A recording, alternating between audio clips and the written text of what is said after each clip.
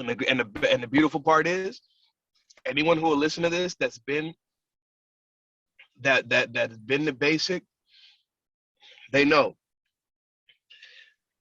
there were a couple of guys that were kind of like passing off info of like where to beat off spots.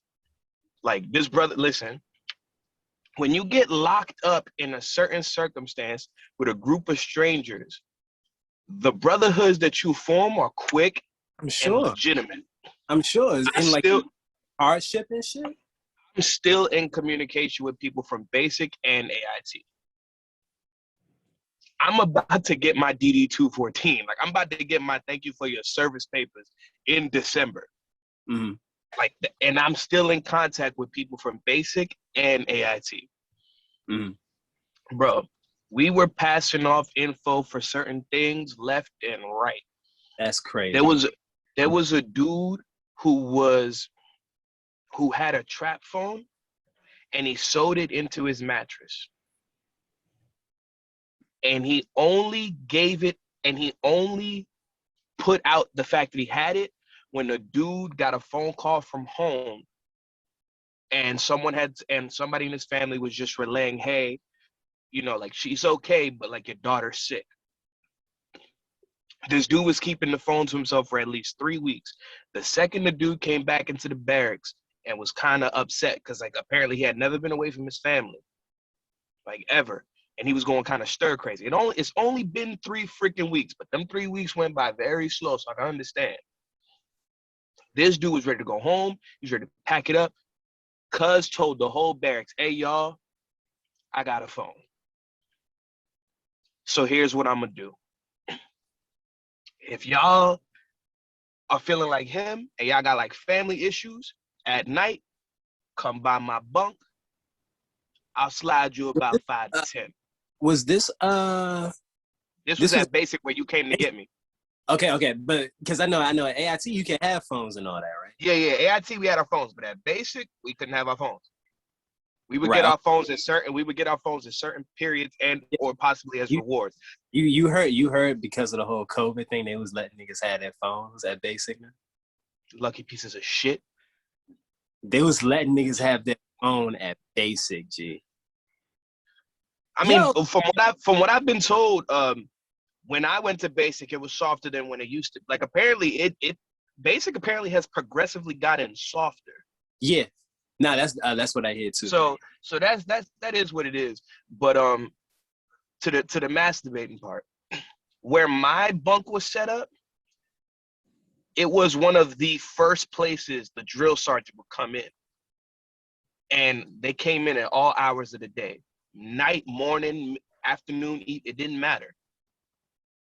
So me possibly trying to risk it at like where I sleep, the trial of the fucking what's the word? The opportunity to fail was way too large to give it a shot. The probability, yeah. Yeah. There was a room attached to our barracks where the holdovers were, which were these guys who didn't make it and or got a bunch of stuff. But, you know, they had to process their paperwork to send them home because they were going home. They were getting discharged. Dishonorable? Or? Some yes, some no, some medical. Gotcha. But the thing is, sometimes holdovers stay there longer than people that are there for basic. That's the crazy part. So being a holdover is, you might as well go to jail. Because these dudes basically got let out like 3 times. Like they was on jail time. They get out like every now and then. The only time we ever saw them was when they was in the cafeteria. And most of the time when they was in the cafeteria, they was helping like hand out food and do dishes. Like it was some real jail shit. Like you only ever saw these dudes showering, handing out food. Like they was in like a version of solitary confinement, yo. Why do you think all the military shit is getting softer though? I think I mean honestly, if you be honest with about if you look social at social media and complaints, social media. I think social media, a softer generation, and you got to also remember the people. The hard old school people are getting phased out in general. Yeah. So like even the leaders are no longer like, you know what I'm saying? They're not these like old school blue collar, calluses all over the palms type dudes. Like when I was there, I still had like a couple of like you could tell they were old school type guys. Right. Yeah. You I can don't tell know who. if you remember. I don't know if you remember, because like when y'all came to get me, my senior drill sergeant, you could tell he was old school. Yeah. And he gave me the worst. The old school dudes look like, because don't forget, my father's. Yeah. I So know like, what old cats look like, and I yeah, bet, like, you know what I'm them saying? dudes, them dudes where their shoulders are all the way back, but their necks is forward type dudes. Yeah, Like, yeah, yeah, yeah. They them built good. chin first talking ass dudes. Yeah. Nah, but so the holdover side of the barracks, we were told not to go to. But you would have to kind of be in the general vicinity of the holdover area because the laundry rooms was attached. This dude came up to us one day and he goes, "Yo, you know, the holdover dudes, like all 5 of them, they all go to church." Didn't understand what he was saying. And then he elaborated a little more and he was just like, during church hours on Sunday morning, no one is in the holdover room. And you know what I've noticed? The drill sergeants never bother the holdovers. Probably because they've been there so long. At this point, they're like, it's like an unchecked dog. I go, what's your point? He said, the holdover side has just as many beds as our side. Our side had like 30 fucking beds. There's like 5 guys in there. And I was like, have you been scoping out their room? He goes, I was doing my laundry and I noticed. You know, I do my laundry Sunday morning since half of y'all are gone because y'all be going there. Keep in mind, dude said all of this because he had it in his mind. hey, of all the things I could probably go in there and do, I'm gonna go in there and whack off. I'm a beat it. Yep. But here's the thing. When we picked up what he was putting down, we set up a fucking schedule. We had to be efficient. We had to be efficient. And the thing is, right? This information wasn't passed off to every dude in this barrack. Maybe like 4 or 5 of us knew. Yeah, because you don't want to get high. You don't want to get high. So when me and these 2 dudes who I will not identify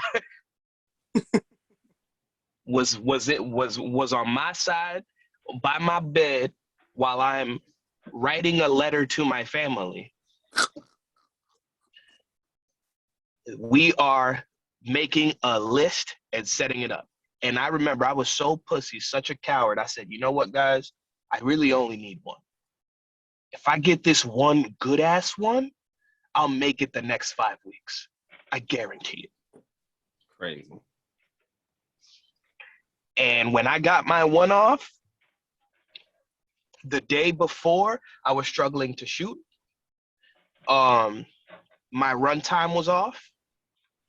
The day after, I shot 36 for 40. I ran my best run in 2 miles at 13 minutes flat, which is maxing. My performance immediately jumped after alleviating legitimate cannon juice. But listen. Oh, and I straight up dumped them socks. I didn't keep them. I threw them out. I hope. But no, look, right? Boy, I don't think you could have washed them things. Like, that's like... That was sick. Yo, it's crazy. Like, because that's like the opposite of what I've heard, right? Of like what normally happens with niggas. You know, Muhammad Ali, right? Mm-hmm. Whenever he found out who he was fighting, right? He wouldn't bust a nut to have sex for like all of the months leading up to that fight because like he wanted to stay focused and like this is probably like a terrible term to use for this, but he wanted to unload all of that frustration onto that nigga that he was fighting, right? So I forgot who it was. They were like, I think it was like a friend of Muhammad Ali. They said, would you ever fight Muhammad Ali? He said, yeah, if this nigga has sex first. because he knew what this man did. Like, basically what it does is it's like energy, like you're storing up energy in your body and shit like that, and you can use it to like better yourself. Like, you're more focused. You're supposed to. That right there is why I could never box, because there are some people willing to do that. Like, there's the Mike Tyson, there's the Muhammad Ali, who are just like, I won't have sex. And with me, I'm like, you're gonna die anyway. Like, Mike Tyson, relax, like you're on top of the world. Take a moment. Yeah. You'll probably still kick my ass, but you don't gotta be ruthless to yourself about it. But that's the thing. Mike Tyson did it too, right? Yeah. It's like a whole bunch of like top level. I remember. In like different like areas. And then Floyd Mayweather came along. He's like, I'll fuck anyone. You gotta remember too, though. You're not wrong either, Scott. But you gotta remember too, though, Javan. You gotta remember how Mike Tyson felt about Muhammad Ali. Yeah. Mike Tyson is one of those dudes. Again, I listen to his podcast. It's fucking amazing. Mike Tyson is one. Yeah. Mike Tyson is one of those dudes who he studies things. Like, the things he does study, he studies them so aggressively. He kind of makes his brain an encyclopedia for that piece of information. Like, if you just click on him, like, he'll give you the answer like a Google search. Like, yeah. He felt so passionately about Muhammad Ali that the dude who technically retired Muhammad Ali, when Mike Tyson had the opportunity to face him, even though like Muhammad Ali was over the hill by then, I think even though they didn't know it yet, he already had Parkinson's and all that good stuff. Mike Tyson fought him as if this dude basically murdered his own father, and this was the only time he could legally get his freaking hands on him. Oh, is it just me? He did everything that Muhammad Ali did, minus the shit talk, until later when he, face tag crazy Mike Tyson. Yeah, wild Mike Tyson.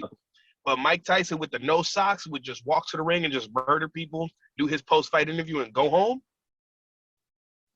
That dude was a psycho. Yo, there was something about like that generation of dudes. Like, when we talk about like you were talking about like older generation of dudes in the military, it seemed like older generation of dudes in general. Like, if you look at like music, for example, right? There was something about people back then, like they seemed like more dedicated to their craft and they seemed harder about it. Like, look at who was the man in like everything else when Mike Tyson was the man. Right. You know, it seemed like they don't like what happened to the point where people ain't that anymore? It was easier to get away with murder back then? No, I'm not talking about like murder. I'm talking about like. No, what I mean by that is a lot of those men were in circumstances where it's like, get out or you'll probably end up like one of these many murdered people in your neighborhood.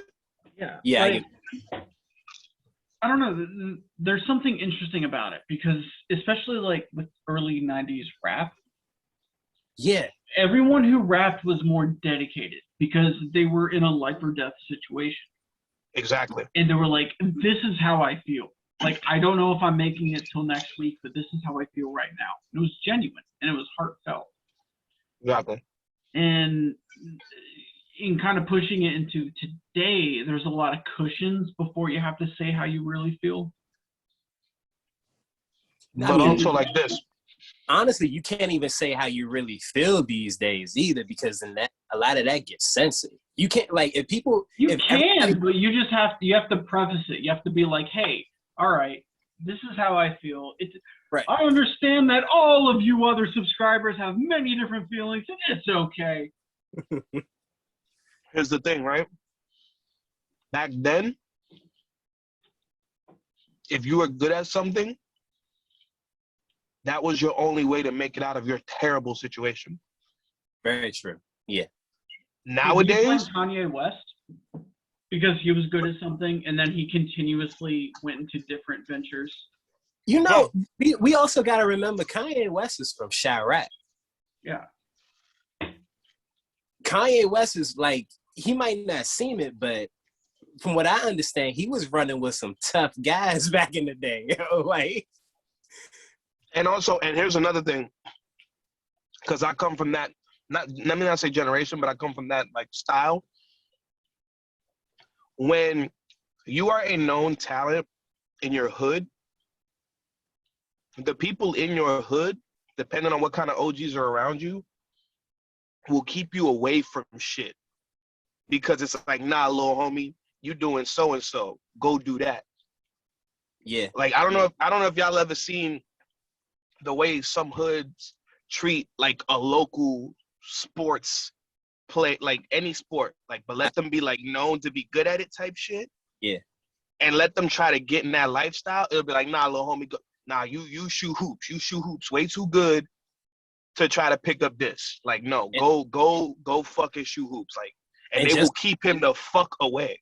And like just about all the dudes with that mindset are like either dead, retired, and like went somewhere the fuck else, or they're in jail. Like, and their life is made up. Like they can't. Yeah. It's well past gone. Yeah. The only form of income and safety that they'll ever get is the streets, that life that they already live in. Yeah. Me, when I was playing baseball, and our team actually was possibly about to like be like the New York rep in Little League, my hood was keeping us out of shit. And Javay, you know this, I've told you this a million times. I was trying to be in that life. Mm-hmm. It didn't matter. I could only get but so close. And then when shit started happening around me and people started dying around me, the one time bullets got fired in my direction, drastic changes were made around me. And none of it was my choice. Yeah. Between my family and the OGs was just like, nope. OGs now civilians is getting done. Like, no, like once, yeah. But nowadays niggas don't care about that no more. Yeah, now the OGs now ain't even OGs. They're like, yeah, now are like our age or younger. Yeah, that's what I'm saying. Back then there was two types of people: the OGs whose life was finished, and then the OGs that had knowledge to get.